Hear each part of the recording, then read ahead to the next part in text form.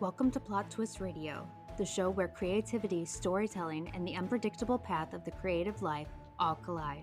I'm your host, Erin Egnatz.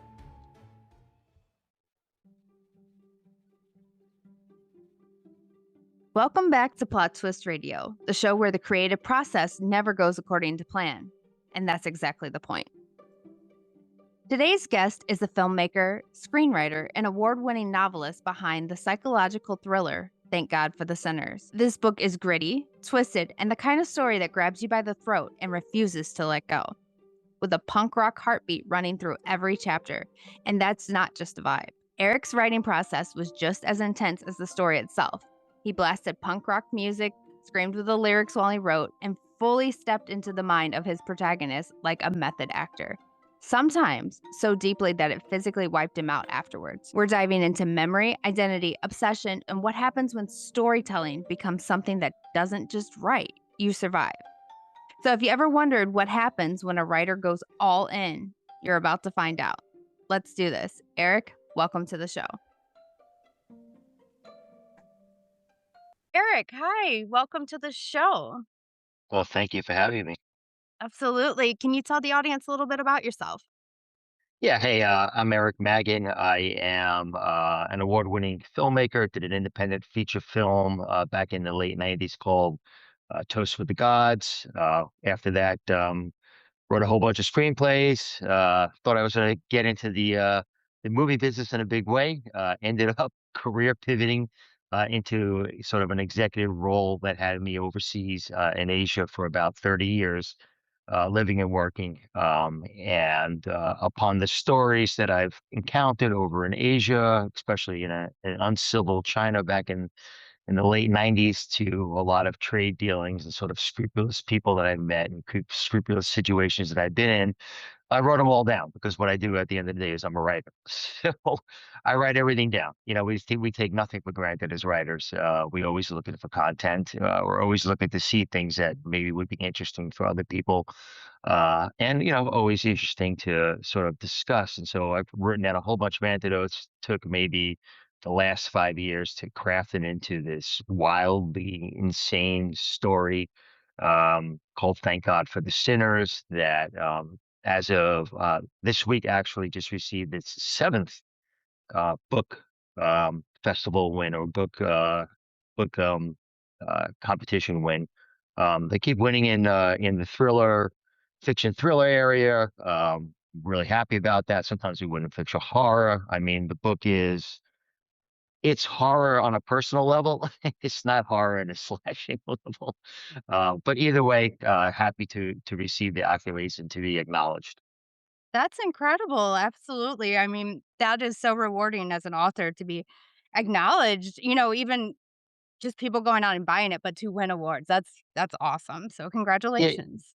Well, thank you. Yeah, at this point in my career, it's just nice to have any little thing under the belt. People are reading it, they're responding. It's not the kind of thing you go into actually thinking that's going to actually, going to get back exactly what you're putting in. You never know as a writer, so you're always, super frightened about, what that might be by exposing yourself to the world. So it's nice to hear that people are getting the story and that it is affecting them in a positive way. For sure. So you mentioned that you started with screenwriting. How different is the screenwriting process versus novel writing?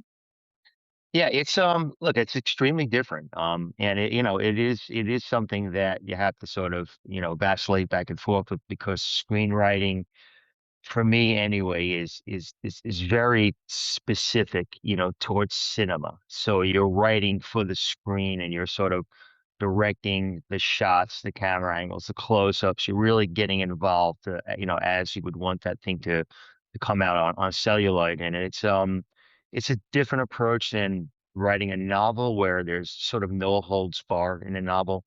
And there's no, I mean, there's sure we all have simple, sentence structure and had to do things with dialogue and so forth, but you're not constrained to what's the scene going to actually look like. Even though we're going through the same machinations with novel writing, you have a lot more expression and a lot more things that you can do into it, where screenplay is really tailored on how this thing is going to look in film. And I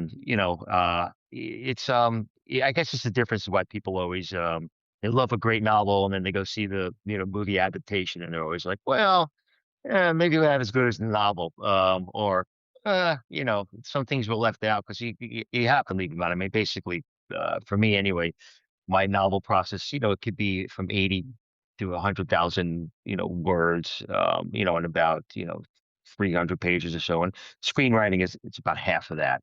So, how do you get the context of this giant story into this condensed 2 hour, hour and a half block version? And so they're both different. They're both incredibly disciplined processes.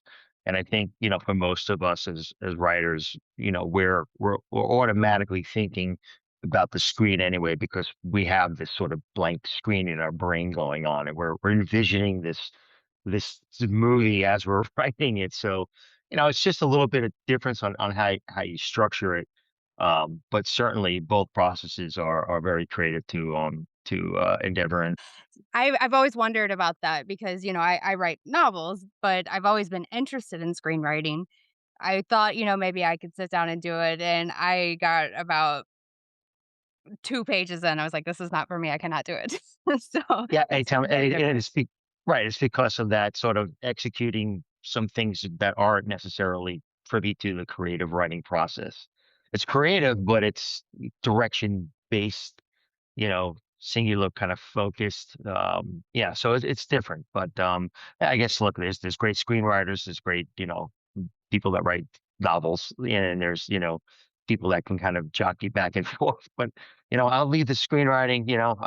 I'd say, the screenwriting is a bit of a different head, and so at this point, I actually am working on the screenplay for Thank God for the Sinners.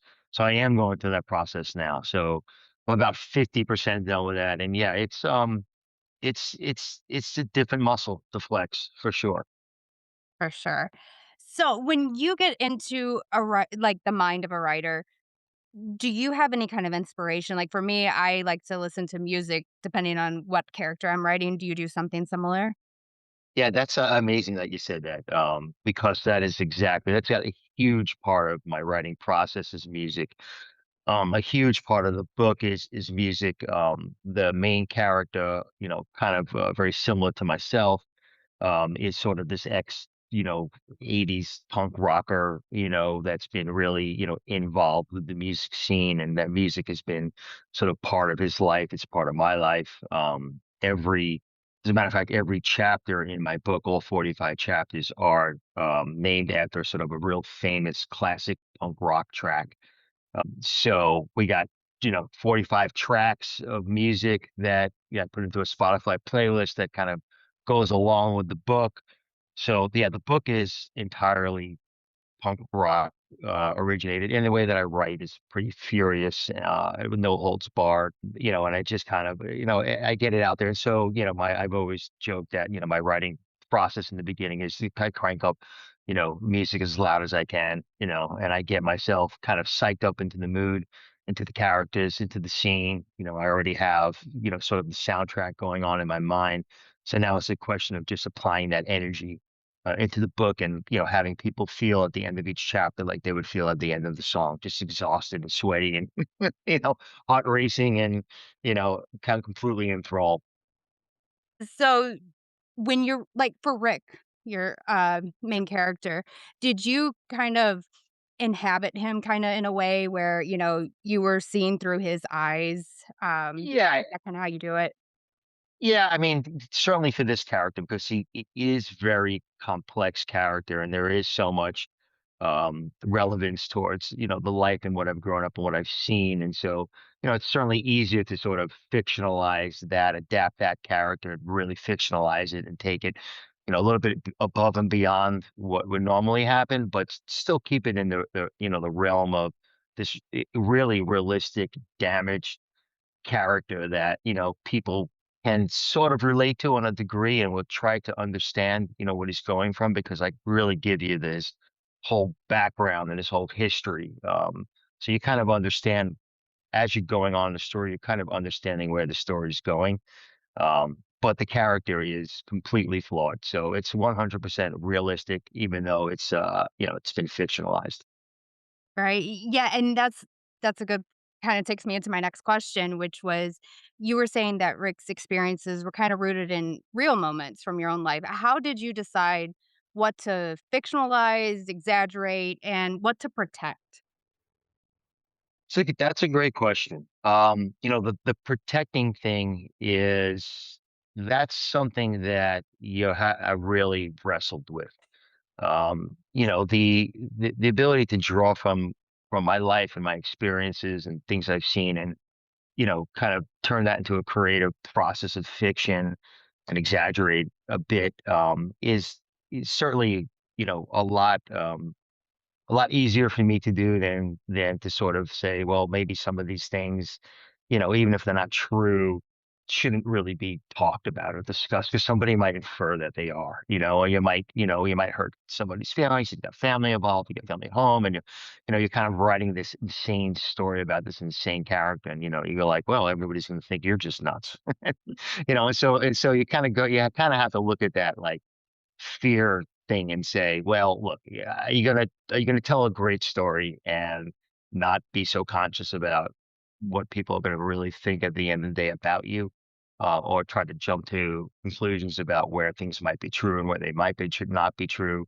or you're just gonna tell a great story, and just know that it's a work of fiction. I even tell everybody in the beginning of the book, I had that develop a disclaimer, like, this is a work of fiction. This is totally in my imagination. No, any remotely close to people that I know or situations is completely, you know, on accident. And don't sue me. Right. Yeah, exactly. That's a good disclaimer to have. Yeah, I kind of go all the way like that. For sure. So, as you mentioned, pop or punk culture runs through the book, Yeah. kind of like a pulse. How did being labeled like a social outcast, I guess, for Rick, how did that shape him? It he grew up in a real chaotic environment. His life is basically chaos from the minute he was born. So he's born into this world in a pretty chaotic situation that is definitely not the norm of a normal experience. And so I really wanted to kind of ask the question, as you're going through and you see all these character flaws and all these bad decisions and all this incredibly complex stuff that goes on in his life, I really wanted the reader to sort of not not not sympathize with him, but more understand him and understand why that happened. And so, being this sort of thrown into the world in chaos and then having chaos your entire life, and then, looking towards music like, punk as a salvation to that chaos, or as a feeling of I found home in this chaos because I feel chaos all the time. And so I might as well put myself with people that are, as chaotic, and try to get some sort of, experience, positive experience from that, from knowing that you've been seeing yourself as an outcast. You certainly don't fit in with the normal world. And here's a whole bunch of people singing about that and doing that and expressing themselves. And I feel like this character, all he really ever wanted to do is sort of express himself and understand himself. And so the punk culture and the, sort of, DIY atmosphere about life and doing things, just really, it attracted me, and it was certainly a great catalyst for the main character, Rick. I agree with you. As far as the punk goes, that's mainly what I listen to when I'm trying to get into my characters. There's so much emotional range with them that it really like helps you inspire, I guess. Yeah, it does. And my punk sort of lineage is, I'm certainly the old school, punk rocker back in the days, the 70s and 80s and 90s. But, I span the whole generation of, you know, has a music evolved, I've evolved. But for this particular book, which is very chaotic, I'm in with the chaos. We got the Buckle Surfers playing in the beginning. We tune into Black Flag. We jump into Fugazi and Minor Threat and Bad Brains, and we keep that pulse jamming, because that's pretty much the pulse of the book. And so, yeah, a lot of people write in silence, right? And that's, I've always heard that writers like, oh no, I lock myself in a room and I shut myself out from everybody else and I enter my space, my zone, and I don't know, man. Silence is just not my friend. It never, Right. it never was, and Yeah. it's an interesting dynamic, right? It is. It absolutely is. You're right. Every writer is different, but I don't know if I always crack up when I see at the end of a book, here was my playlist, and I'm thinking, oh, so I'm not the only one that does this. Hmm. You're not, and actually, that's exactly what I did, and it actually it adds another great dimension to the book to actually give the reader, a more visceral experience. Like you can read it, you can imagine it, you can feel it, you can see it, and then like, wow, you can actually go home and play music to that particular chapter and get it even more. Which is kind of an interesting way to go about it. Yes, for sure. So, what's been the most meaningful response you've received from someone who saw themselves maybe reflected in Rick? Yeah, I think as far as being reflected in Rick, it's difficult because I really he's sort of this big sort of amalgamation of what trauma could look like, and how that shapes your life. He's, in a very even though his whole life has been sort of extremely dysfunctional, and there's been abuse and there's been trauma and there's been mental illness, he still manages to sort of claw his way through it, and get to the next thing and get to the next thing. And then he's always making bad decisions as he goes along. But as I jump back into sort of these fever flashbacks on his life, you get to understand why this is happening. And the I mean, look, the book starts out in a chapter that's, extremely difficult, extremely calamitous thing has happened. The most ridiculous, crazy thing I could ever think of opening up a story to, I've done. Uh, and said to myself, well, people are either gonna scream, put it down, never pick it up again, or they're gonna go like, okay, what's going on here? Why do I care about this character? Why is he here? What happened? And shit, I think maybe I want to find out because I'm so at this point morally, disturbed that I need to understand. And so, I don't think people can resonate on like, oh yeah, I see myself in that or blah blah blah. I just think he's a amalgamation of all of our life and all the skeletons we sort of bring around with ourselves and have in our closet and sort of get exposed and how life affects what you do moving forward. And then, that big question, because he was sort of born into chaos, is that part of his life because of his, outcome of his birth? Has that been kind of predetermined, pre-wired?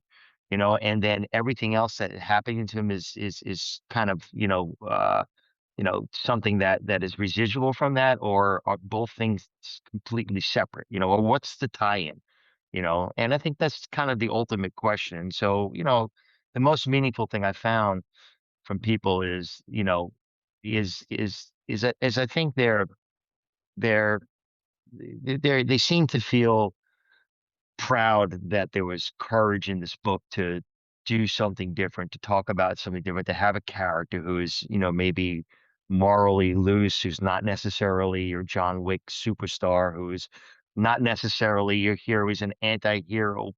And, and you kind of understand where he's at and where he's going from and say to yourself, okay, I can understand how that could be possible, and then I could kind of understand some things about my own life that had some relevance there. So it's the things that I bring with me and decisions that I make and what I've been exposed to and how I deal with it.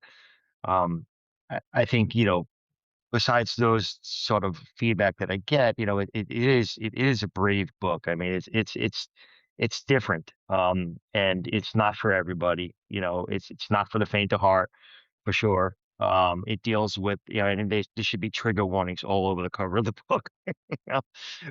But that's what I enjoy, and that's what I wanted to bring to the reader, something really, really different. And so when I get compared to like, I think one of the best quotes I got was, this feels like Charles Bukowski met Quentin Tarantino on a Anthony Bourdain trip, you know, and I'm like, okay, you got it. That's quite the compliment. That's and I've read the book, and I loved it. I absolutely loved it. It Oh, thank it is an emotional roller coaster, I think, yeah. but a good one. I loved it, and, sometimes I have a hard time really getting into the character, especially if they're an anti-hero, like you said, but I really I understood Rick. I did, and I don't Yeah, know, you I really understand them. enjoyed it. Yeah. For thank you. For better or for worse, I mean, I think that's the thing. People come away, they're not like, "Oh, incredible, awesome, hyped up, I need to read it again," blah, blah, blah, but they do come out going like, that hit me, that affected me somehow, some way that, I was able to deal with all those, transgressions that he has because I kind of understand the background of what came to it, and so I can kind of get it, and I wanna root for him, because, at the end of the day, he was innocent, in the beginning, and so, we all are, and so you wanna kind of root for that, but at the same time, there's no excusing some of the bad decisions that have been made as well. Right. So now that Thank God for the Sinners is out into the world and wildly successful, what's up next for you? I am working on the second book as well, which will be another Rick Price novel. This one will be tentatively at this point called Thank God for the Drugs. It will always be Thank God for something at this point. And we will take Rick, my main character, who on this book is mainly tossed between, his life and working in China, and then kind of flashback towards his life growing up in New York. This particular story, I'm bringing Rick back to the United States on a kind of world, yeah, kind of cross country trip that goes haywire, just like the rest of his life. It will be a lot of fun. I'll expose the things about US and culture and my feelings about that, the way that I did, with my sort of relevance towards working and living in China. Very cool. I can't wait for it. So where can my listeners find you? I have an incredible website, which is my first and last name.com, ericmagan.com. And you can follow everything going on with Rick, with Thank God for the Sinners, with myself. There's links to buying the book. There's links to the Spotify soundtrack. There's links to even my first original movie, Toast with the Gods. You can actually see it in full from the website as well. And then, of course, the book can be found on Amazon and wherever books are sold. Very good. Well, thank you so much for joining me. I've really enjoyed it. Well, thank you so much. I appreciate your time. Thank you. Bye bye. Bye. Thank you so much again to Eric for an unforgettable conversation. Thank you for being so honest about what it took to bring Thank God for the Sinners to life. I think what really sticks with me is how you didn't just write a thriller, you built an experience out of memory, music, and raw emotion. And you were brave enough to go into the uncomfortable places most people tend to avoid. To everyone listening, if you love thrillers that are gritty, twisted, and impossible to put down, and you want something that feels like a punch to the soul with a punk rock soundtrack behind it, make sure you check out Thank God for the Sinners. Eric, again, thank you for coming on Plot Twist Radio, and I can't wait to see what you create next. And for everyone listening, if you enjoyed this episode, take a second to follow, leave a review, and share it with a friend who loves psychological thrillers and dark storytelling. Until next time, keep creating, keep questioning, and remember the best stories always come with a plot twist.